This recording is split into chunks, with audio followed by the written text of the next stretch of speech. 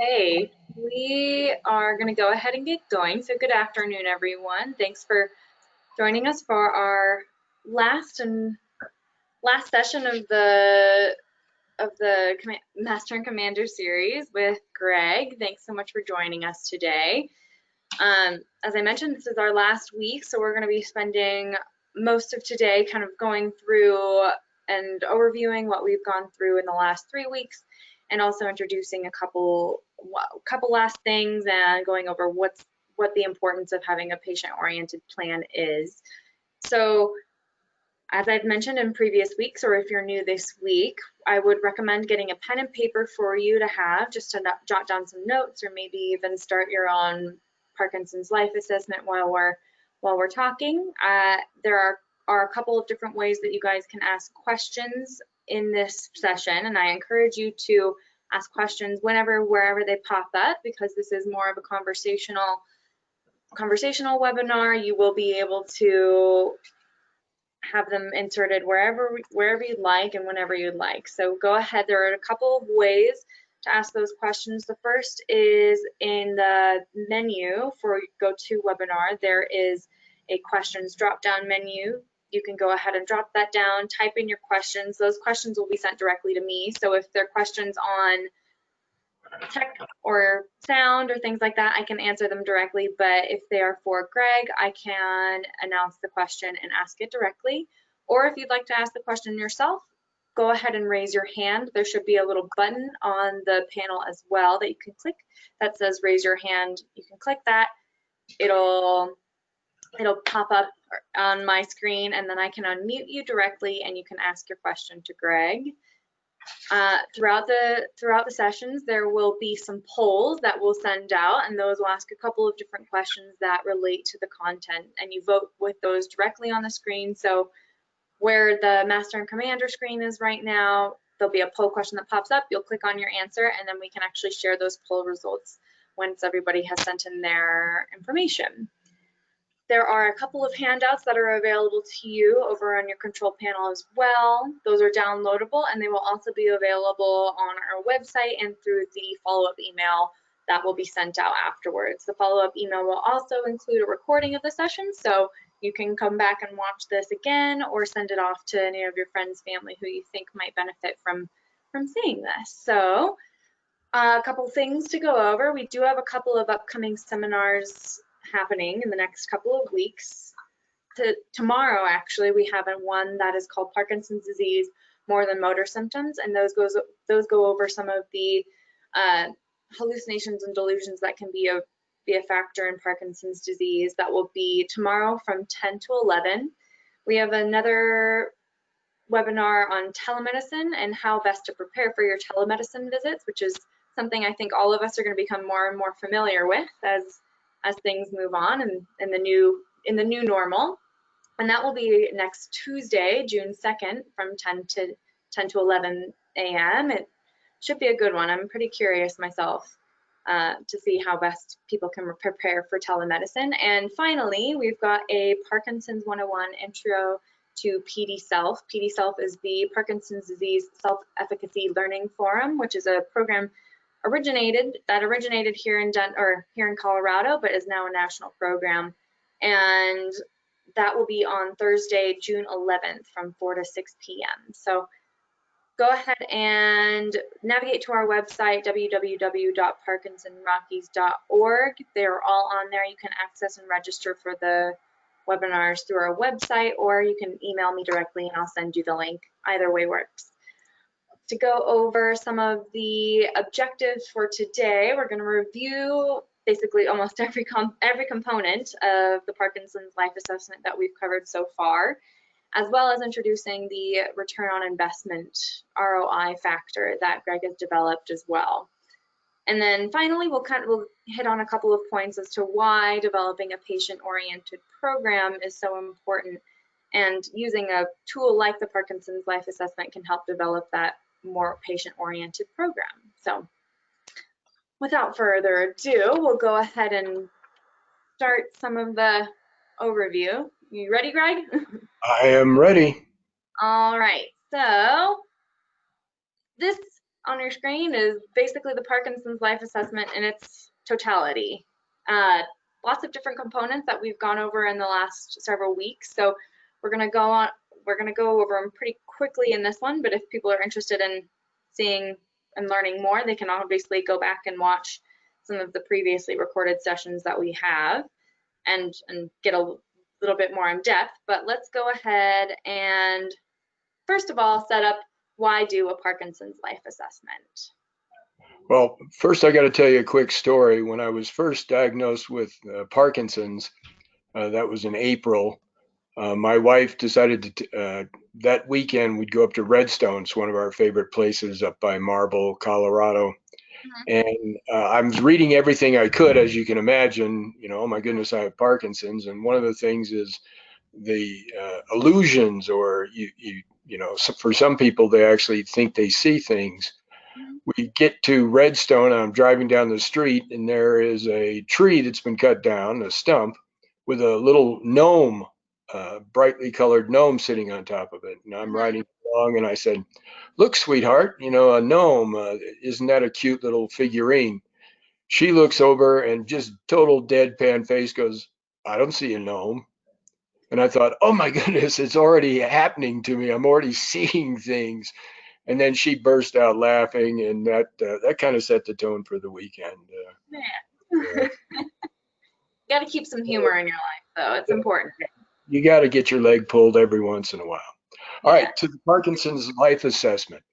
As you can see on the screen, it started on the left-hand side with a summary. What happened in the previous year? What got better? What got worse? What is changing about, as we've talked about so many times, everybody's Parkinson's is different. And so you watch your symptoms, you need to watch what's going on in your life and the effects it'll have. Then to the right of that, you have what I, live for is a hope. You got to have a vision. You got to have a reason to get up every morning, get out of bed. I know I've shared in the past, mine is to watch my granddaughter walk down the aisle and be there and functioning. You just list goals. What do you want to get accomplished in the coming year? Dropping down to key results. In my opinion, it's important to watch, your blood pressure, your high and low cholesterol, your triglycerides. Those are important factors and played a major role in my life. Saved my little fanny when I found out through a Parkinson's study that my PSA scores had just skyrocketed to almost 9, and it turned out I had cancer and had to spend some time beating that. Then most importantly, you get down here to these factors. These are the 12 elements that I've identified over the years that I've been doing this. We'll get into how many should a person have. You shouldn't have too few, because then you're just splitting the pie 3 ways and everything appears to be of the same value. You shouldn't have too many, like more than 15, because then every piece of the pie is so small that it's a bicycle kind of thing. Defeats the purpose of it. Then next to each of those, you see a weight or market share. That's what dictates how big a piece of the pie looks like. That has to add up to 100. So it's 100% of what you're using, the factors you're using in your life to battle Parkinson's. Then we have positives and negatives. Every tactic, every strategy has positive and negatives to it. And the sooner you realize that, the easier it is. And you can also sometimes, just as they do with high-speed trains in Europe, use positive to positive, negative to negative, and it's called polarization, and use that as an energy source in your battling with Parkinson's. Now we shift over to the spreadsheet, which was kind of the next step in the Parkinson's life assessment. You can see you have the exact same 12 factors, You can see they have the exact same weights as listed on the other sheet. It adds up to 100. Now what you do, and this is where we're going to spend some time, the return on investment is getting your bang for your buck. Right. That little segment right in there. And the two rationale that I use in my life are time and cost. That's to me the two most important elements. And you can see just at the bottom of the chart on row E, you can see the high, medium, and low. And all that is just a numerical value assigned to, if something costs a lot or takes a lot of time, that's a high. And so that's 0.5. If something is of medium time or medium cost, that's 0.5. Right. And low is something that doesn't cost a lot, or it doesn't appear to take much of your time away from the many roles that you have in your life.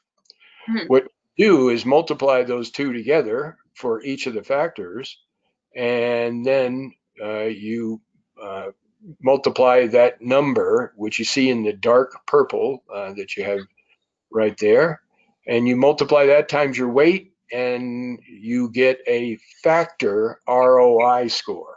Notice that adds up to 103.2 for me on my, and again, everybody's it's going to look different because you may use some of the same factors that I use: doctors, prescription drugs, diet and nutrition, exercise. But hopefully everybody has some other things that they've come up with. It might be cycling, it might be dancing, it could be music. But the key is through your efforts, you want to make sure your ROI factor score is higher than 100. If it is, you're getting your bang for your buck in battling Parkinson's in your life. If it's not, you probably need to identify some other factors to help you do that. Right.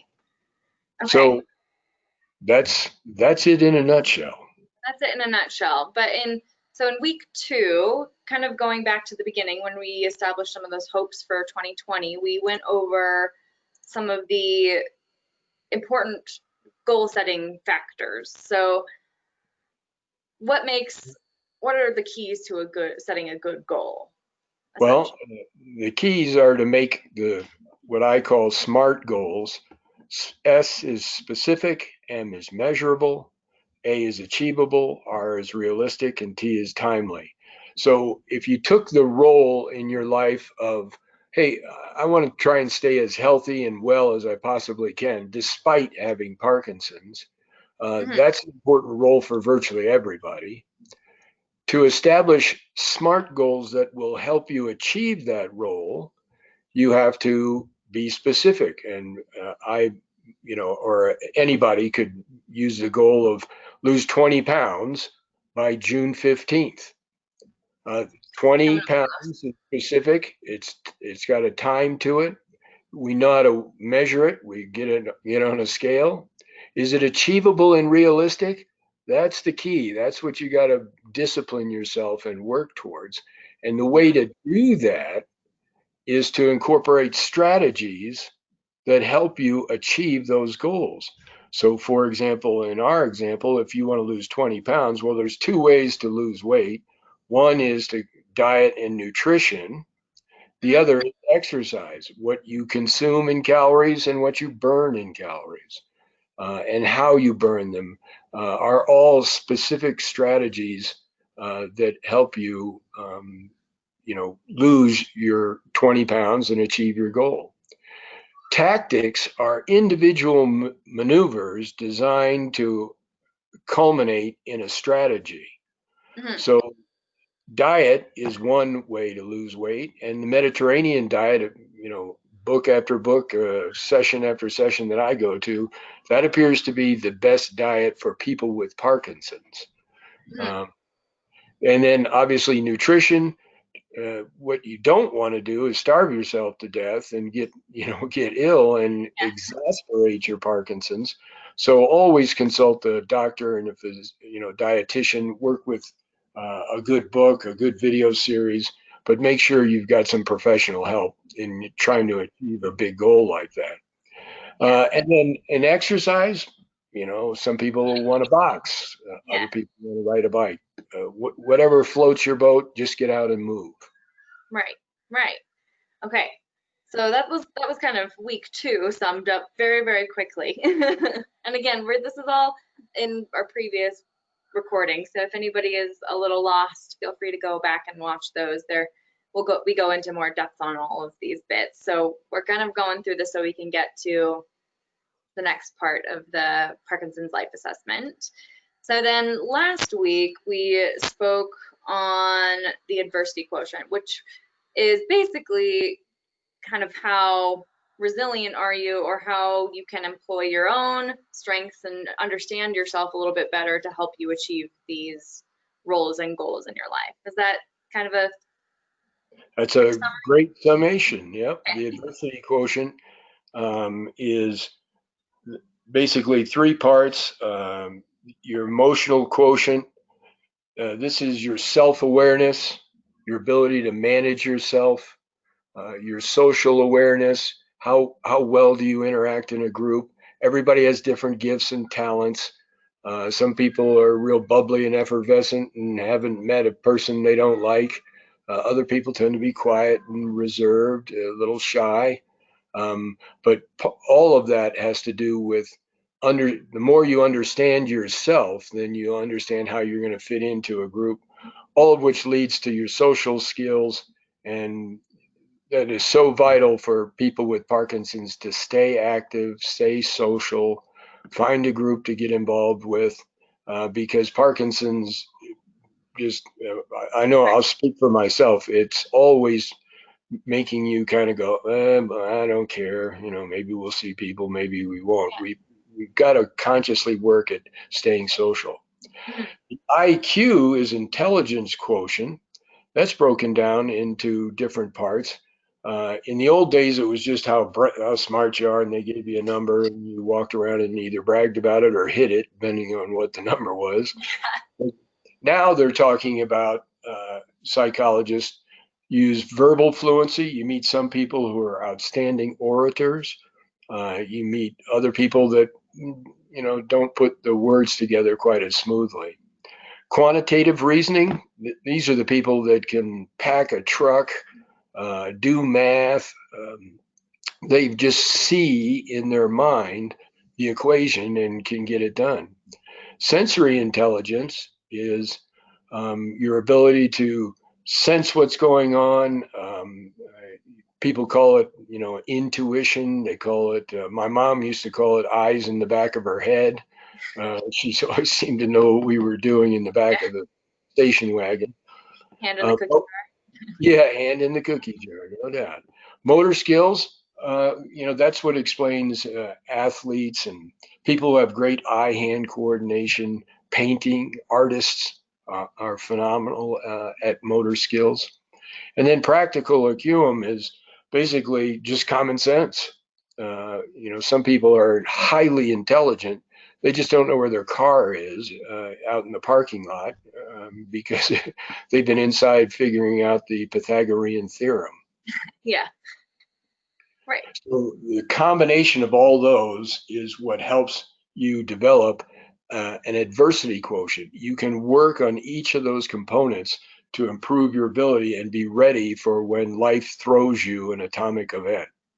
Right. So the emotional quotient and intelligence quotient combined is your adversity quotient, which really is kind of looking at how your own skills and your own abilities can help you overcome. But then it's also, you mentioned it in last week's session, the core, and how you also need to be able to look at the situation itself in a way that is practical and can help you better understand it as well. And that helps you develop as well.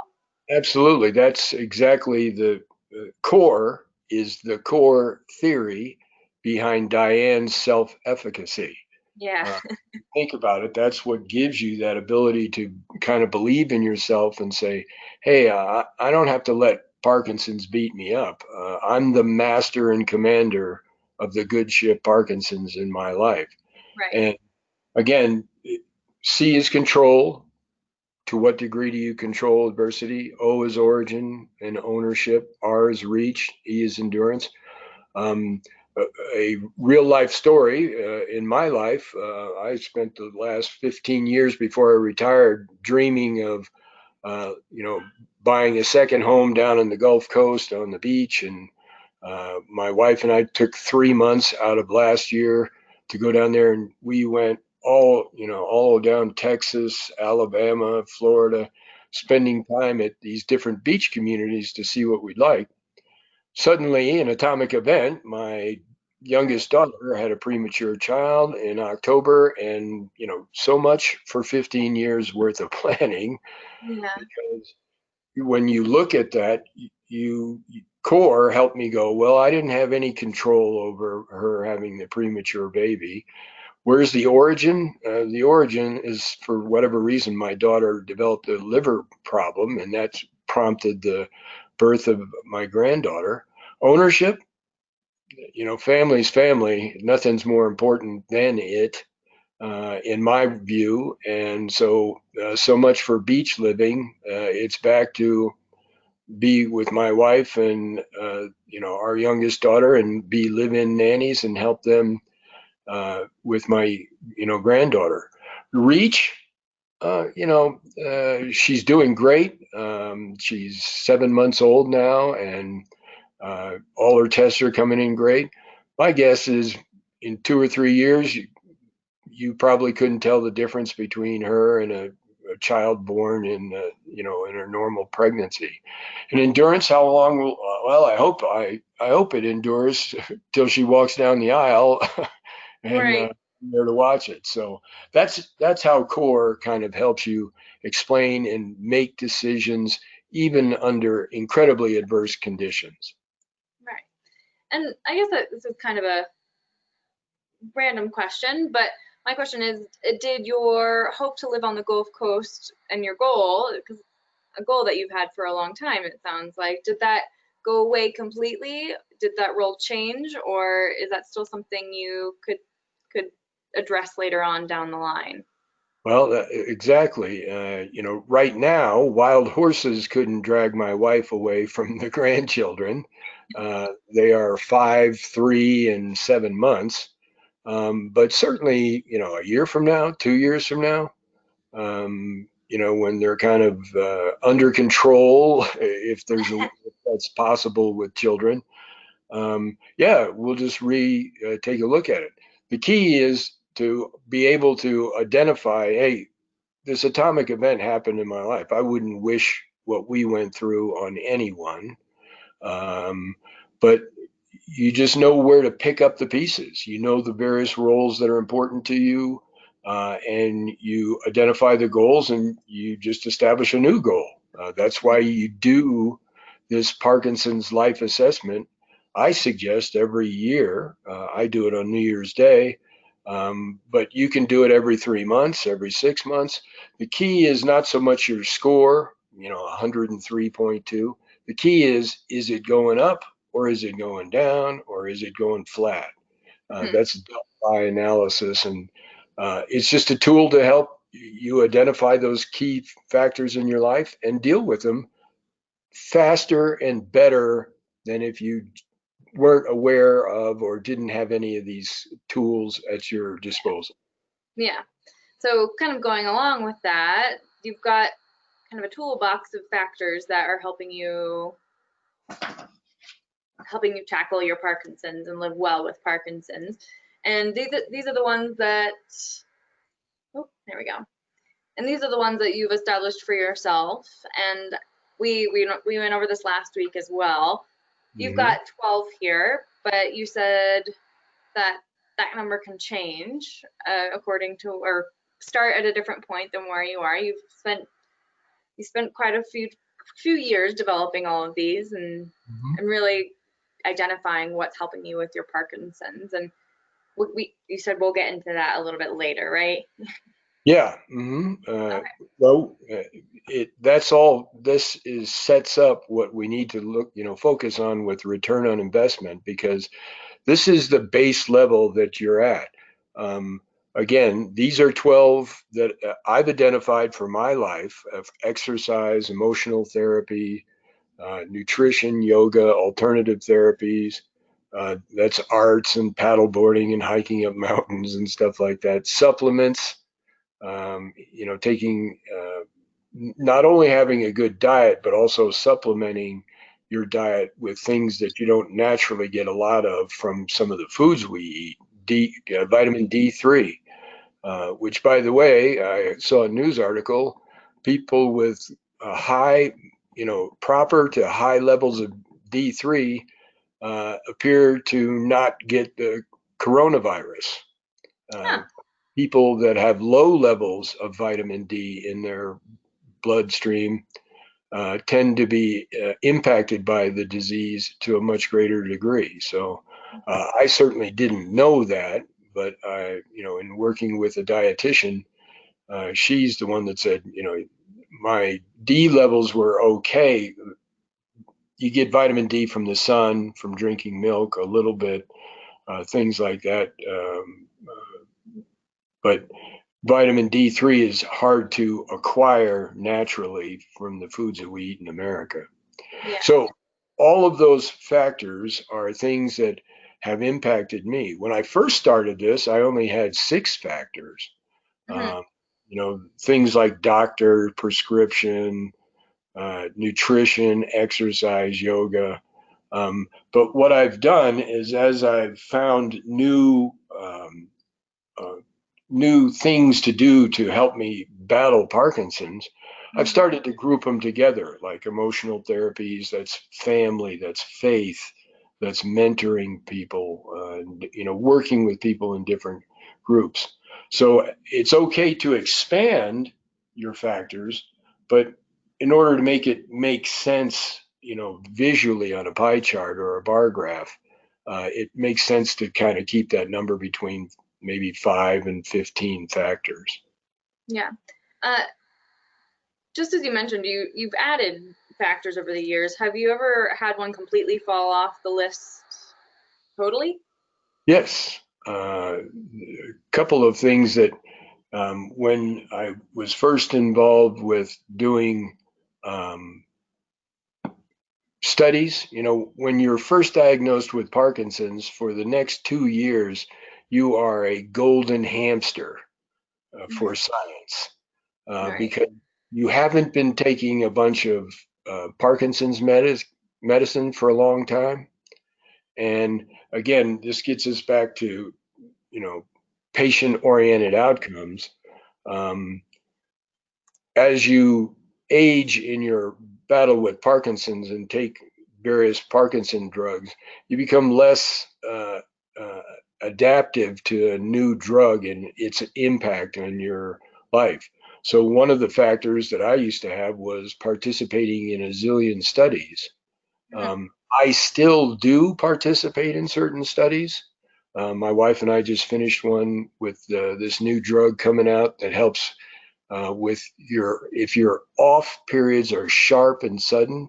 It's a new drug it's a little tablet you put underneath your tongue, and it kind of gets you through your off period until you can take your normal meds again. But yeah, that's an example.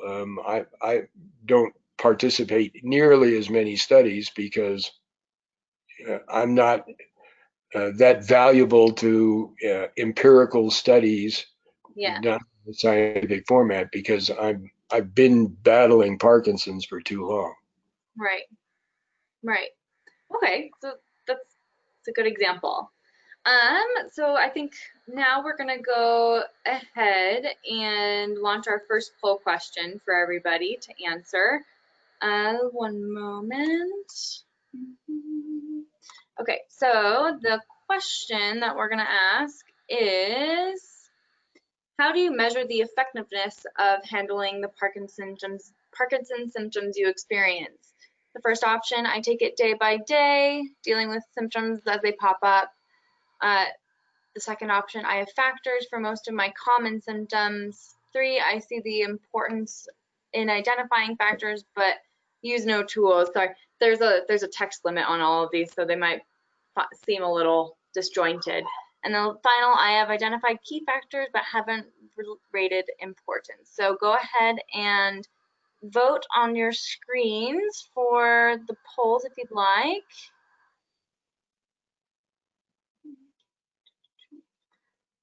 We'll wait a few seconds.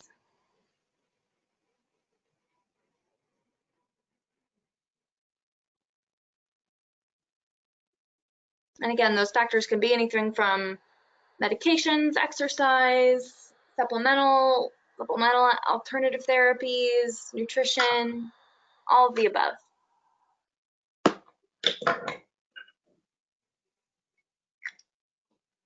Okay, so we've collected some and we'll go ahead and share those with everybody. It looks like 60% of you take it day by day, dealing with symptoms as they come. 20% I have factors for most of my common symptoms, and 20% say I have identified key factors but haven't rated the importance of them, or kind of, and I think that rated importance is referencing the ROI factor, if I'm not mistaken. Okay. Mm-hmm. Just making sure I'm catching on. All right, Mm-hmm. so to go with that, we're gonna discuss a little bit more about what that rating system is. And you've established the return on investment model. And in a way, the return on investment takes two different factors that don't necessarily have everything to do with the positives and negatives you've already established, but take two very specific ones and rate them on a scale from high to low, and give that more meaning, I guess you could say, or you can get more graphable meaning. Absolutely. ROI stands for return on investment. So in the business world, you have scarce resources. A company can't spend all the money in the world that it wants to. Only the U.S. government can do that. But a company can't spend a zillion dollars on advertising just because it feels like it. So you have to get the greatest return for the least amount of money that you're putting into it. So as we battle Parkinson's, especially people that have been battling it for maybe 5 years, 10 years, 15 years, you need to make sure that the energy that you're expending, you're getting a bang for your buck. You're getting some added value. It's like if you take maximum advantage of grocery coupons while you're food shopping. It sounds good when the cashier goes, "You just saved $33 on your food bill this week," and it gives you a good feeling that, oh, geez, I'm making my dollars stretch longer and further. Right. So the two rationale that I use is time and cost. Time, because I'm in the fourth quarter of my life and have one time out left, and cost, because I'm retired and I have to, be careful with how and where I spend money. I no longer have an income stream with, cash flow coming in like I used to. So I have to, pay attention to what you're doing.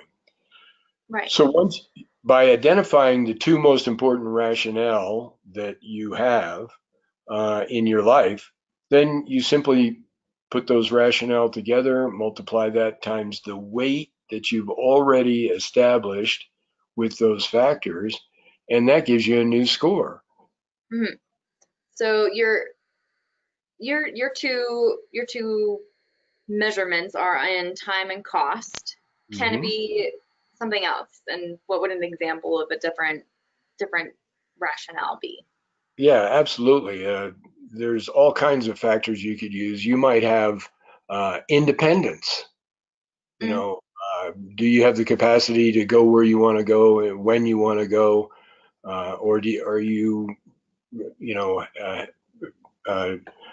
prone to having to wait for a caregiver or something to that? Transportation is another one that could be. Depending upon your Parkinson's and at what phase you are in,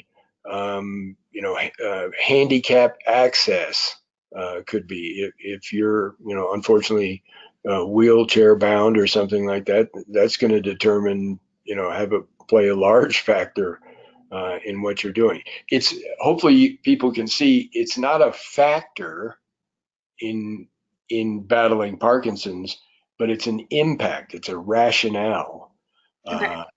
if that makes sense.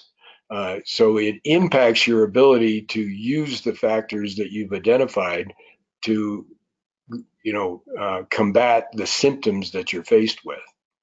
Right. So kind of going back and to show the difference between the two, the factors that you've established, so the exercise, emotional therapies, all of them have positives and negatives that are independent.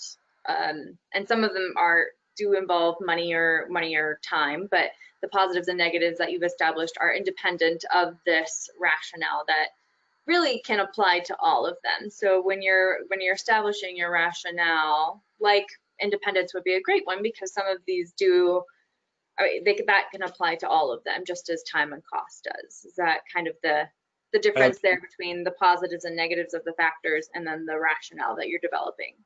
Absolutely, because if you look, I have some factors, emotional therapies, for example, because I attribute a low time to, this is faith, family, giving, nature. I am happy to spend as much time in nature or doing something for my family or doing something with my faith. Time flies by. Right. I can spend 5 hours in nature, and to me, that's like 5 minutes of my life. Yeah. Whereas if you're babysitting, time doesn't fly by. You let your daughter and son-in-law go out on a date night, and the 2.5 hours they're gone, from an exhaustion perspective, might appear like half a day. Right. So that's what I'm jokingly uh, saying. So you can see emotional therapies, I have low, I assign that a low time deal. I'll spend all the time in the world on that. Right. There's some cost, sure. It's not high cost. It's not like prescription or doctors or any of those kind of things. I don't mind spending money there because I get a good return. Right. If you take your daughter out and buy her something nice for Mother's Day, you get a decent return. So when you put those two together, you can see now it has 1.25. So that's a multiplying effect. And when you multiply that times 14, now suddenly the score, the weight jumps to 17.5. Some factors, like exercise right above it, takes a lot of time. If you're going to exercise 5, 6, 7 days a week, no question about it, you're taking time. And one of the differences is you might exercise the same amount of time you're out on a hike in the woods. The exercise is for you. Mm-hmm. And when I'm exercising, I'm not with my grandkids. I'm not with my family. I'm not studying the Bible. I'm not any of those. So hopefully people can understand the difference there. So exercise I assign as a high factor because it does take a lot of time, and it's my time, me time. Cost is relatively low. You can, work out in your garage. You can join a gym. You can do whatever. You can control cost really easily in exercise. If you like riding a bike, once you have a bike, you don't really have any cost. I love paddle boarding. Once I paid for, the personal flotation device, a board and a paddle, and now it costs me gasoline to get to the lake. Right. One of those kind of things. So because those two kind of balance each other out, you just get a 1. Now, if you drop down to diet and nutrition, Mm-hmm. yoga, you can see diet and nutrition has a higher weight of 13 Mm-hmm. than yoga, which has a 10 weight. But when you look at diet and nutrition, that takes a medium amount of time, takes a fair amount of time every day to say, do I need to take this vitamin with this? Do I take this with this drug? You have to pay attention to what you're doing, or you could potentially hurt yourself. And cost, oh boy, vitamins and supplements, they cost through the nose, and rarely is it covered by insurance. So your out-of-pocket cash is high, extremely high. Mhm. So you can see now you end up in the purple column there with a 0.75. That Mhm. times 13 gives you 9.75. Yoga, on the other hand, only has a weight of 10, but because yoga sessions go by pretty quick, if you do yoga 2 or 3 times a week, you've spent 2 or 3 hours. Um, Yeah. Medium cost at most. Now, with today's virtual world, just about every yoga studio on earth has, Yeah. a virtual classes you can do, and then now you're not even, spending gas money. Um, so yoga, you can see, bounces up because it has in the purple column a 1.25 multiplier. Now that passes diet and nutrition simply because of the ROI factor. So I get a bigger bang for my buck spending time or spending money doing yoga than in battling Parkinson's than I do in just diet and nutrition, eating a Mediterranean salad. Um, while I know that's good for my body, it doesn't really, I don't feel better in half an hour because I ate mandarin oranges on lettuce, Yeah. if that makes sense. Yeah. So the ROI multiplier and the ROI, the return on investment factor, are really just a way to see where should I be, or where am I getting the most bang for my buck, and maybe even allowing you to reflect on some of those that are not, maybe not giving you as much back, and readjusting there, kind of thing. Mm-hmm. It's supposed to all contribute there. So could you And have kind of going to the different rationale that you have? You've got two here. Could you have just one? Could you have more than two if you really wanted to? great question. You can make it as complex as you want. Hmm. Often in the business world, you not only have time and cost, but you might have resources available, market share. There's a lot of factors that go into whether you go after a new market or get into a new product line. I've tried to make this uh, tool, the PLA, as simple and as flexible as possible. Hmm. Um, I think if people start with two, rationale. If down the road they say, I need to throw in independence because I can't drive anymore, or if I need to, add a caregiver because I've finally reached phase 4 Parkinson's. Hmm. Um, you can add as many rationale as you want. What it does is dilute the effect of knowing which of those four, say you had 4 rationale instead of 2. By limiting it to 2, I can see what's high, what's medium, what's low, Right. Okay. and see that impact. If I had 4, that just, I could have 2 highs and 2 lows, or, 3 mediums and a low would have roughly the same score as 1 high and 3 lows. Right. Um, so uh, you could easily adapt it to the spreadsheet. I just think that I try and keep things as simple in life and as direct causation as you can find.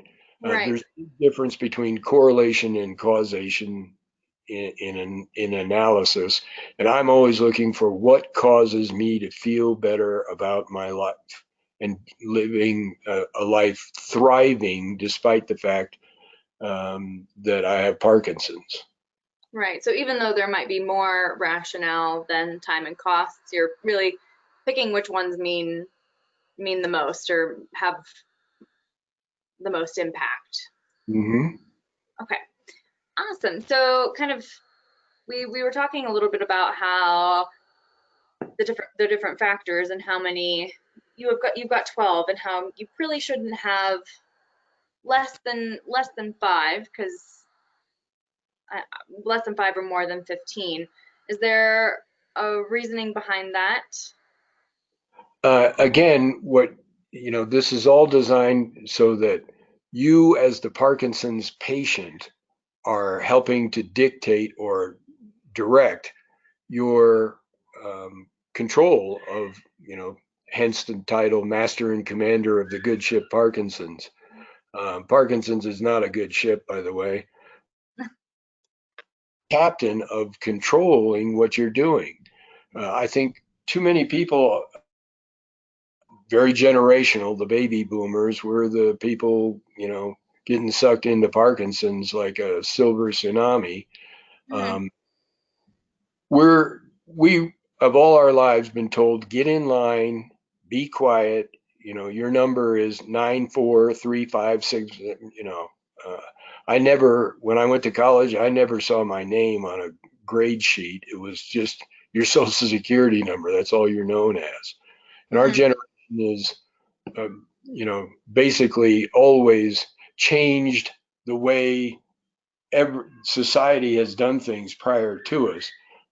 We've always been kind of, hey, let's attack this, let's go after this individually, because we historically haven't been treated that way. So what I'm trying to do is take a disease that's very individualistic. Everybody's symptoms are different. And can you create a tool that helps people say, this is all part of, self-efficacy, being in charge of, what you're doing, not sitting back and waiting for doctors to tell you this, or prescription medicines to tell you that, or a physical therapist to tell you this.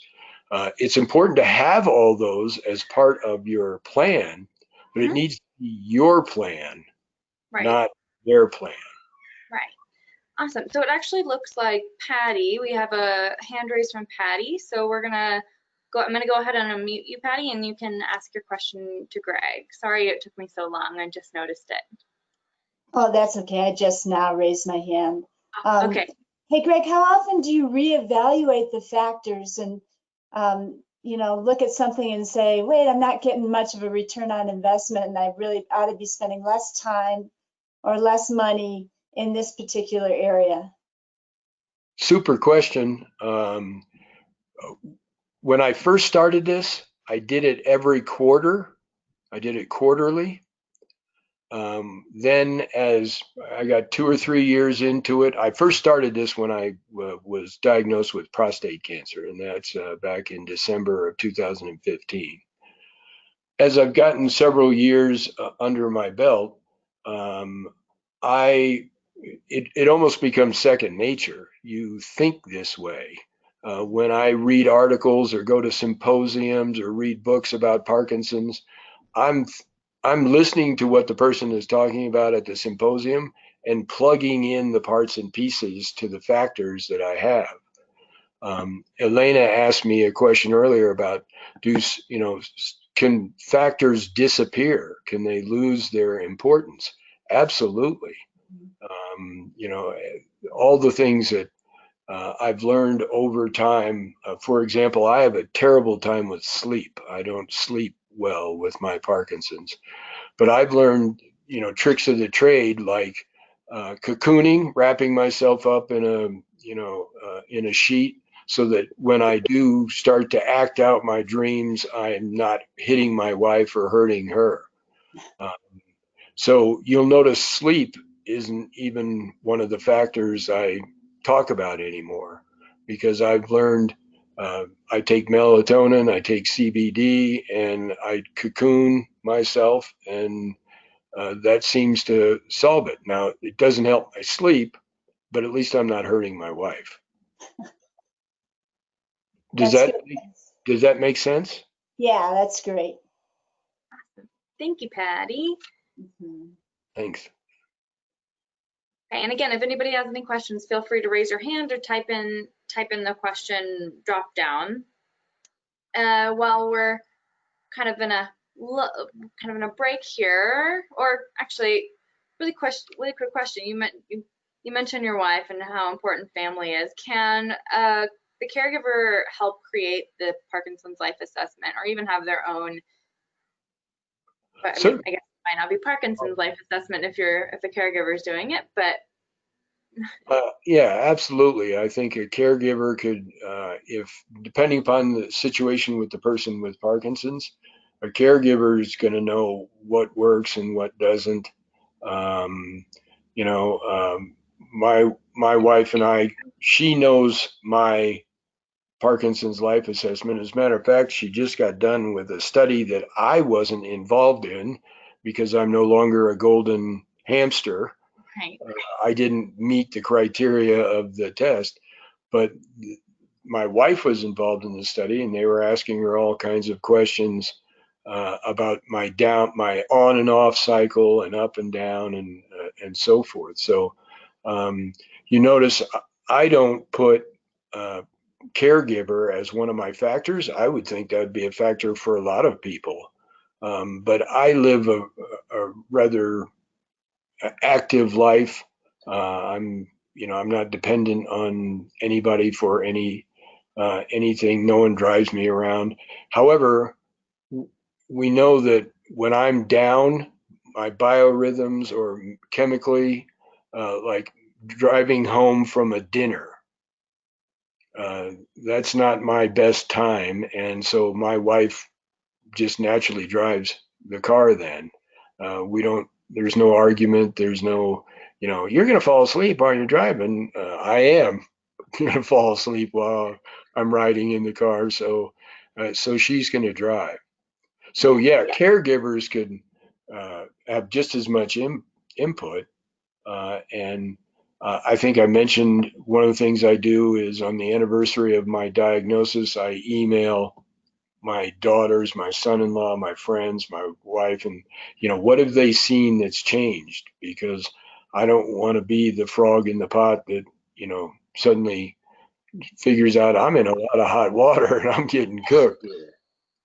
Yeah. So yeah, it's vital to get input from people, but it's also important to take control, take command of what's going on with Parkinson's in your life. Don't let Parkinson's run you over. It's a big ship, but you can steer it. Yeah, that's for sure. Okay, so do you have any wrapping up points about the ROI factor that you'd like to hit on before we go into the importance of a patient-oriented program? No, I think we've covered all the parts. I think we have another poll question. We sure do, and I will launch it now. So this next question, it's going to pop up on your screens right now. The question is, after your diagnosis, how long did it take before you felt comfortable in taking a more patient-oriented approach to PD? And then you've got a couple of options there. Go ahead and just click on and vote in your screens. We'll wait a few seconds before.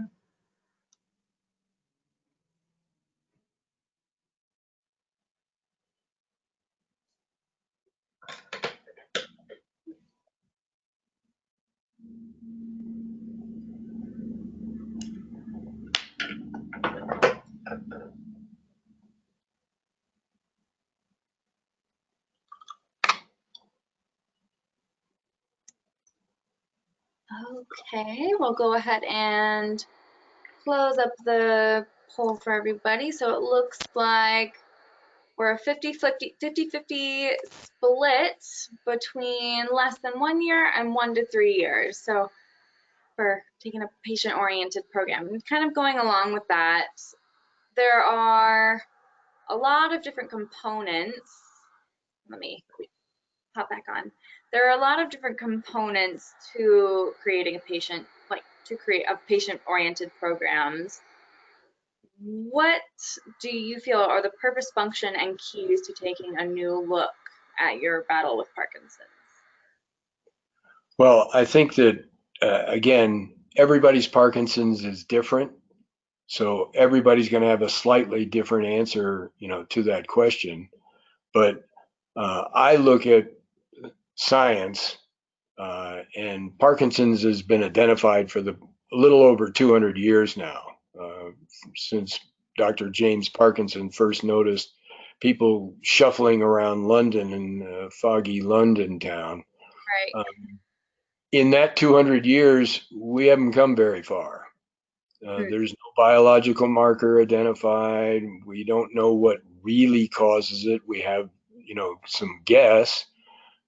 Is there a genetic predisposition? Yeah, maybe. Is there environmental toxins? Yeah, maybe. Is it something that happens? Yeah, is it something that happens in your gut? Maybe. Does it impact your brain? Maybe. So my point is that in 200 years, we've gotten to maybe. But I have Parkinson's. Mm-hmm. And I've got to live another 20 years to watch my granddaughter walk down the aisle. Mm-hmm. So if science isn't going to come up with the solution, then I am. Mm-hmm. That's what captains of boats do. Right. So you can't help getting caught in a hurricane. You can't help getting attacked by pirates. You can't help all kinds of things happening. But you can be prepared. I've mentioned this before. In my opinion, my life, I adhere to the Noah principle. It's not your ability to predict rain, it's your ability to have built an ark. Mm-hmm. So this is the Parkinson's life assessment is just one tool in a number of things that you can do to take a more patient-oriented approach to living with Parkinson's until science can find that biological marker, until we accidentally find the cure. For one thing, I look at where people spend money. The federal government, Alzheimer's, a terrible disease, but it gets something like $1.2 billion in research from National Institute of Health. I believe last year that Parkinson's got $280,000. That strikes me as, or 280 million, excuse me. That strikes me as a huge difference. Yeah. And so I don't think Parkinson's is high on anybody's, got to fix this now list, like say Corona virus. So in the interim, till it's our turn, we got to take command of our ship and try and sail it for as long and as well as we can. Right. And I'm sure you've heard the saying that one person with Parkinson's, one person with Parkinson's. Everybody's Parkinson's is so different, and it's really important to any tools that we do have be adaptable and can be translated to everybody's individual manifestation of Parkinson's, which I think is what you've really tried to achieve here with the Parkinson's life assessment. So yeah, my hope is it's why I wrote the book. It's why I take the time to share Parkinson's life assessment. I hope that when I die, Parkinson's wish it never met me. yeah. And if I can do anything to make sure that my grandchildren never have to deal with this disease, I'm there. Yeah, for sure. We have a question from Terry, actually, that just came in, and she asks the question, where would PD be without Michael J. Fox, do you think? Where would it be? It'd be, I think they've spent something like $140 million in research. Yeah. I know they are I get a lot of their newsletters. They just have come up with a drug that helps with that on-off cycle. Yeah, I So saw that. that's the second major drug that they've got approved by the FDA that came specifically from Michael J. Fox. in the world of Parkinson's, it appears to me that you have groups that focus on living well. That's like Davis Finney Foundation. You have groups that focus on research. That's like Michael J. Fox. And then you have people such as PAR that on a regional basis, provide an outstanding resource for those of us with Parkinson's to, find educational deals and go to E3 meetings. And um, I think one of the huge things that PAR does as well is the socialization process when we can meet together.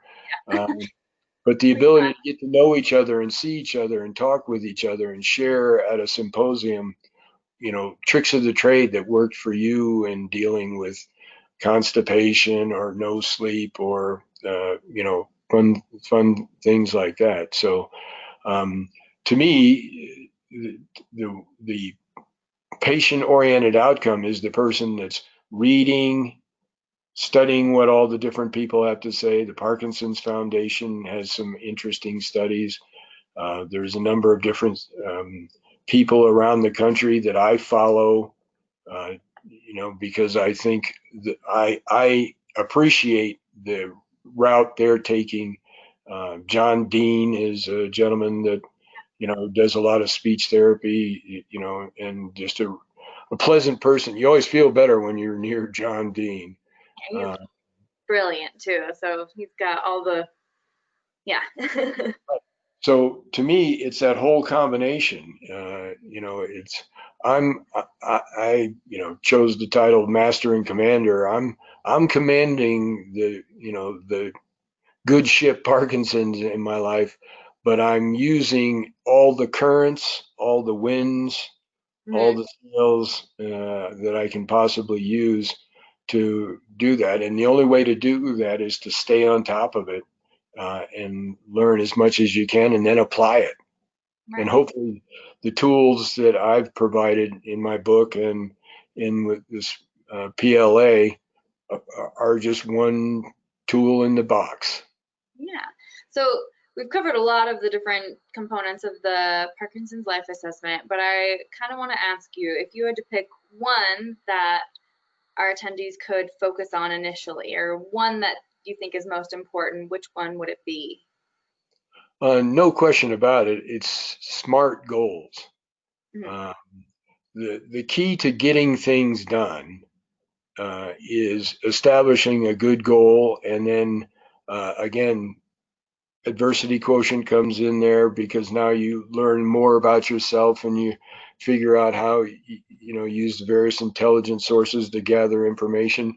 But if you set SMART goals, if you make your goals for your battle with Parkinson's in a year, in 6 months, in 3 months, whatever time duration you want to look at, if you make them specific, measurable, achievable, realistic, and put a time constraint to it, you basically, if you don't do SMART goals, you're lying to yourself. I mentioned the second week that goals without measurement are a dream, and I'm not going to dream my way into living 20 more years with Parkinson's to watch my granddaughter walk down the aisle, but I might live my way to it. Right. Awesome. Okay, and then to kind of wrap up, I know you wanted to possibly do a little quiz question to wrap up. So I think I'll let you kind of explain what you were thinking, and then we can get everybody on board and make sure everybody knows where the chat box is and everything. Sure. We had the Colorado quiz up at the beginning, and the let's see, where is that? I'll go back up there. Yeah, pop it back up there. Question number 7. And whoever sends in to Elena the correct answer first, or let's say the first 3 people that do that, you give Elena your name and email or address, and I'll send you a copy of my book, Rising Above Parkinson's.